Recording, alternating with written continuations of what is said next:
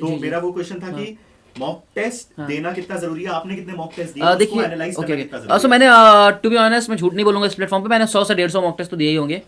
तो ये बहुत ही ह्यूज नंबर होता है 100 to 150, क्योंकि मतलब मैं जनरली क्या प्रीफर करता था कि 2 मॉक टेस्ट डेली देता था। आखिरी के 2 महीने में मैंने मॉक टेस्ट ही दिए होंगे। अच्छा। क्योंकि एक समय आएगा ना कि आपको समझ ही नहीं आएगा, पढ़े तो पढ़े क्या।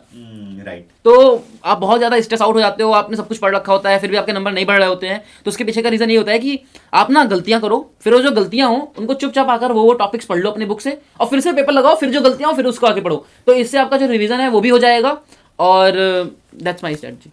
राइट। और उसको एनालाइज किस तरह से करते थे आप, और आपका स्कोर क्या रहता ठीक है, था? तो एनालाइज में मैं सिंपल सा यही था यार कि जो क्वेश्चन गलत हुए हैं या जिन क्वेश्चंस में डाउट है उनको तुम सर्कल कर लो, एंड वो किस टॉपिक से हैं वो टॉपिक आकर एक बार रिवाइज कर लो अच्छे से, और फिर उसके बाद ही आप अपना नेक्स्ट टेस्ट की तरफ जाओ। अब देखिए इसमें एक चीज़ मैं आपको बता दूं कि ये बहुत ही अनरियलिस्टिक सी चीज़ लगेगी कि एक दिन में मैं 2 टेस्ट भी देता था और मैं उसको रिवाइज भी करता था। बिल्कुल लगनी भी चाहिए, क्योंकि अगर किसी के 600 नंबर आ रहे हैं तो उसका मतलब 24 क्वेश्चन गलत हो रहे हैं। अब 24 क्वेश्चन गलत हो रहे हैं, इसका मतलब 24 टॉपिक उसको रिवाइज करने हैं, और 24 टॉपिक रिवाइज करने हैं, इसका मतलब अगर वो एक टॉपिक रिवीजन में 10 मिनट भी देता है तो 4 घंटे रिवीजन के लगे, 3 घंटे मॉक टेस्ट के लगे, तो 7 घंटे तो यही हो गए। तो आप सोच रहे हो कि 2 टेस्ट बंदा कैसे दे सकता है, या फिर मैं तो कभी कभी 3 भी देता था। तो इसके पीछे रीजन ये है कि आपकी फ्रीक्वेंसी धीमे धीमे बढ़ेगी। पहले आप एक ही दोगे, फिर जब आपके नंबर बढ़ेंगे ना तो आपकी गलतियां कम होंगी, और गलतियां कम होंगी तो उनको पढ़ने का जो टाइम है वो भी कम होगा, तो उससे आपका जो टाइम है वो बचेगा और आप अपने मॉक टेस्ट की फ्रीक्वेंसी बढ़ा पाओगे। सो ये मैं बताना चाह रहा हूँ कि ये बहुत ही अनरियलिस्टिक सी चीज नहीं है, ये आप करके देखो, धीमे धीमे होगी। पहले आप 2 दिन में एक टेस्ट दो, फिर 1 दिन में एक टेस्ट दोगे, फिर 1 दिन में 2 दोगे, फिर एक समय आएगा जब आपको खुद ही मन करेगा कि यार एक दिन में आज 3 टेस्ट देते हैं।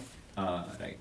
और सागर आपका क्या रहता है? जैसे मैंने तो जो है फरवरी से मॉक टेस्ट देना शुरू कर दिया था, फरवरी नहीं जनवरी एंड से ही मॉक टेस्ट देना शुरू कर दिया था, और हमारा सितंबर में हुआ था नीट, तो एक्सटेंड होते होते मैं जब तक कि मॉक टेस्ट देता रहा था। तो मेरा तो ये था कि शुरू में मैं आधा पेपर करता था एक दिन में। शुरू के 1 महीने मैंने ये किया था कि आधा पेपर आज आधा पेपर कल, बाकी पूरा दिन अपना रिवीजन या जो भी मैं क्वेश्चंस कर रहा हूँ। पेपर करना तो बहुत ज़रूरी है मॉक टेस्ट देना। उसके बाद में फिर मैंने 1 महीना ये करने के बाद रोज़ 1-1 पेपर करना शुरू किया, और लास्ट के 1 महीने में मैं रोज़ 2-2 पेपर करता था। अच्छा। अब इस पूरे प्रोसेस में क्या था, शुरू में मेरा स्कोर मतलब कांस्टेंट रह रहा था, बढ़ ही नहीं रहा था, कम से कम 1-1.5 महीने तक स्कोर बढ़ ही नहीं रहा। तो अब उसमें मैंने क्या एनालाइज किया कि मैं ना पेपर देके छोड़ दे रहा था उसे, स्कोर देख के छोड़ दिया मैंने, ज़्यादा कुछ नज़र नहीं मारी, जस्ट बिकॉज कि ताकि मेरा टाइम बचे रिवाइज करने के लिए। रिवाइज करना इंपॉर्टेंट है नो डाउट, बट उससे ज़्यादा इंपॉर्टेंट है कि आप गलती क्या कर रहे हो वो भी देखो। अब जैसे जो मैं गलतियां कर रहा था, जो मेरे इनकरेक्ट क्वेश्चन है, पहले मैंने वो देखना शुरू किया कि मैं गलत क्या कर रहा हूँ। उसके बाद में फिर मैंने क्या किया, जब मैं पेपर देता था मैं वो क्वेश्चन भी मार्क कर लेता था जो मैंने 50-50 डाउट पे किए हैं,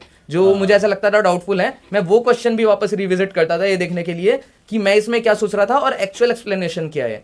तो ये सारा एनालाइज करा, तब उसके बाद मुझे पता चला कि ये गलतियां हैं, तो उन पे मैंने इंप्रूव करना शुरू किया। उसके बाद में फिर रोज जब 2-2 पेपर दे रहा था तो उस टाइम पे मुझे पता था कि इनफ, क्योंकि इतना एक्सटेंड हुआ था, इनफ रिवीजन हो चुका है। रिवीजन बार बार करके सेम चीज़ पढ़ के, इनऑर्गेनिक बार बार सेम चीज़ पढ़ के कुछ नहीं हो रहा, बायो बार बार सेम चीज़, वो 4 लाइनें मुझे पहले भी आती हैं बाद में भी आती हैं, तो वो किस तरीके से पेपर में आएंगी वो सीखना जरूरी है। तो इसलिए मॉक टेस्ट इंपॉर्टेंट है। राइट। अच्छा, thank you for watching the entire clip.